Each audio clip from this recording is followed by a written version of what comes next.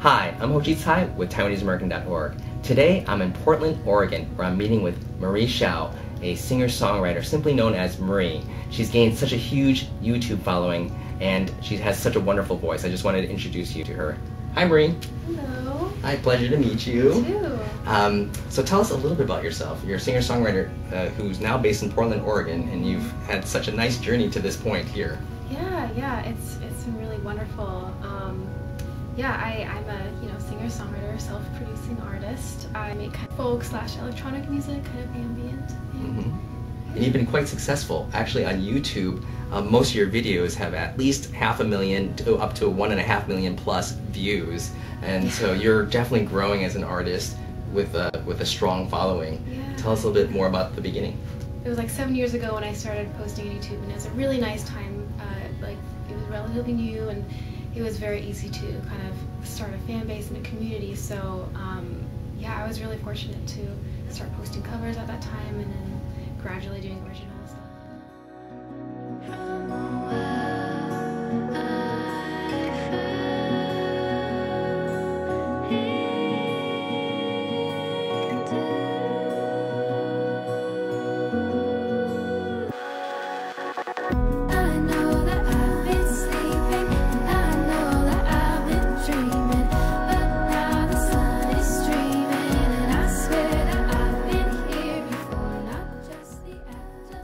So your music has been described as folktronica. There's a little bit of folky singer-songwriter sound to it, as well as a little bit more of this experimental electronica sound.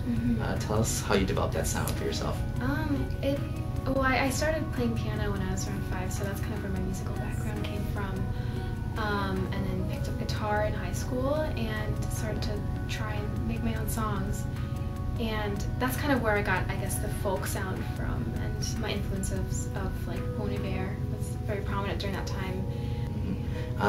Tell us a little bit about your background. You are mixed race, and one of your parents is Taiwanese. Yes, my dad is from Taiwan and my mom is from Bulgaria, and they both came to the U.S. when they were like around 20, 22, and they met in English class together, and they didn't speak a lick of English, and they were just learning. Previously, yeah, they were just learning together. Wow, yeah. that's what I meant. Yeah. That's really cool. Have you visited Taiwan? I have, but I was maybe 4 or something. I was really little, so I don't remember that much, but what I do, I really loved and love to go back. So your mom also speaks a little Taiwanese and Mandarin, right? Yeah. Well, at the time, my grandma was over from Taiwan helping my dad move in and everything, so before my parents got married, my mom wanted to make sure she could, speak with everybody, so she learned Taiwanese. That's so cool. And I understand you have a pretty decent following in Taiwan as well on YouTube. Yeah, it's crazy. I mean, it's hard to believe that people I've never met before are listening to my music, and I'd love to reach out to them and be like, hey. Yeah, I have high hopes for you. I think one of these days you will be performing in Taiwan. Thank you, I hope so. So tell us a little bit about your path into music. I believe it was a way for you to really find a way to express yourself. Definitely. When you were growing up in high school. Yeah. There was always a part of me that was, a very big creator of things. When I started playing piano, I didn't want to read sheet music. I just wanted to make my own songs.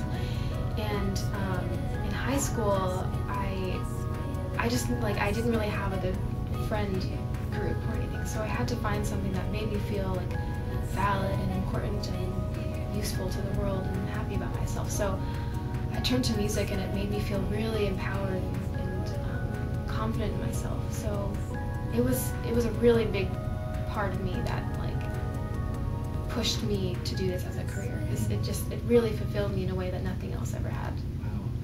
It's really amazing when you're able to find and pursue your passions. Yeah. And certainly you have a talent for it too. Your voice is beautiful. You have a very angelic sound. You create a very dreamy sort of soundscape.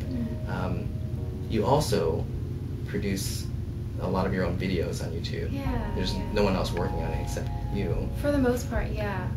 Which originally started as I couldn't hire someone because I didn't have enough money.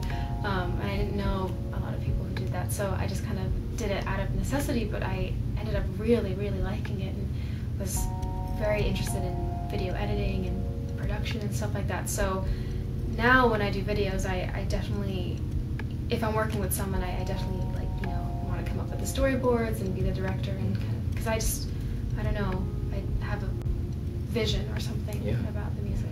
Well, the best artists always have that vision and want to carry it out themselves and really know how to really get to the end and complete it. You definitely have shown us you can do that. Thank you. So you grew up in New Jersey, you went to school in New York, in music school? Yeah, at NYU, the Clive Davis program. And it was really wonderful to just meet people who were as interested in music as I was. And it definitely helped me grow a lot. And especially learning about the business side of music, which I hadn't really dove into before. Yeah. And now you're here in Portland. Arguably, it's a great scene for indie artists. Yeah. What do you hope for yourself out here? Well, I'm very excited to start playing shows here. I played one at the Crystal Ballroom last year, and just the crowd and the vibe was just so nice. Everyone's super welcoming, so very excited to get on a live show. So cool. Well, we're excited to see more from you. You have a new CD out. Yeah, it's called Empty Nest. Empty Nest. And you have two previous ones. Yes. First one was entitled Grow, and the second one was called Winterwell. Yeah. They have interesting sounds, and they're slightly unique in different ways. What's the sound for Empty Nest like?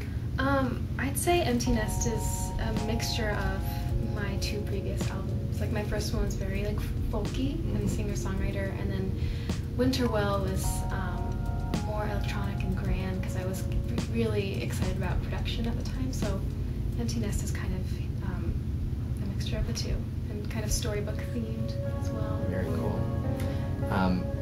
Random question. What's your favorite Taiwanese food?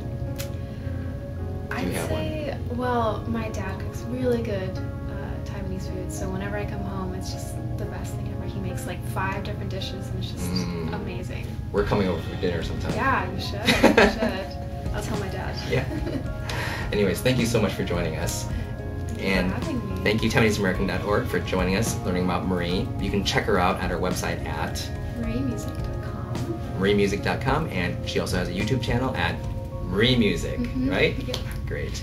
All right, we'll see you next time. Thank you so much.